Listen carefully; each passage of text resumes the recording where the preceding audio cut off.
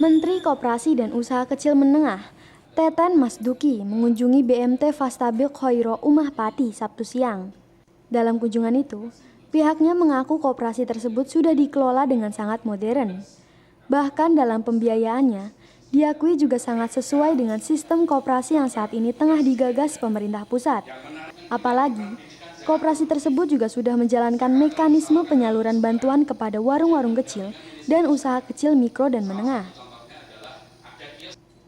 Menkop dan UMKM menilai, BMT atau koperasi lain akan berkembang lebih baik, manakala koperasi tersebut memberikan pembiayaan kepada UMKM. Program kedua adalah pembebasan pajak kepada UMKM.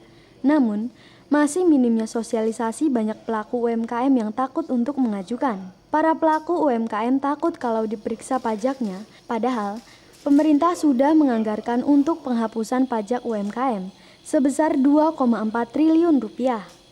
Lebih lanjut, apabila menengok koperasi yang ada di luar negeri, banyak koperasi yang menjadi besar lantaran mereka bergabung. Direktur Utama BMT Fastabik Khairo Umah Pati, Muhammad Anwar mengatakan, koperasi berprestasi itu intinya berdiri untuk dan oleh anggota, sehingga Fastabik juga mengedukasi anggota. Itu dari, oleh, dan untuk anggota. Sehingga Fastabik alhamdulillah menggunakan 5 trik untuk mengedukasi anggota agar koperasi bisa besar. Jadi Fastabik bisa besar bukan karena pengurus, tapi Fastabik besar karena anggota yang loyal.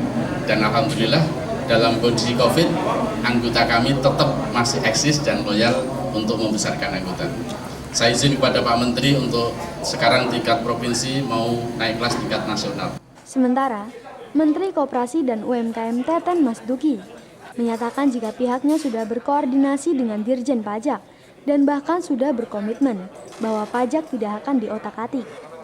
Pelaku UMKM harus proaktif mengajukan pembebasan pajak tersebut. Membantu para UMKM yang mengalami kesulitan pembiayaan karena usahanya turun, ya, pendapatan turun, sehingga mereka tidak sanggup mencicil, mengangsur utang mereka, pinjaman mereka baik di koperasi simpan pinjam maupun di BPR atau di bank.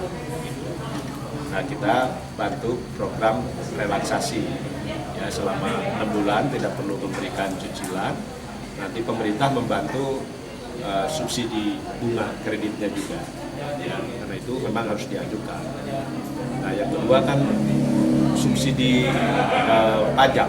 Nah, pajak dinolkan. Nah, tapi memang si UMKM-nya harus mengajukan penghapusan pajak.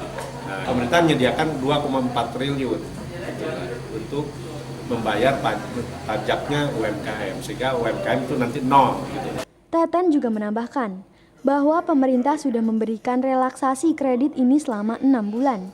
Selama itu, UMKM tidak perlu memikirkan untuk bayar hutangnya dan harus fokus pada pengembangan UMKM.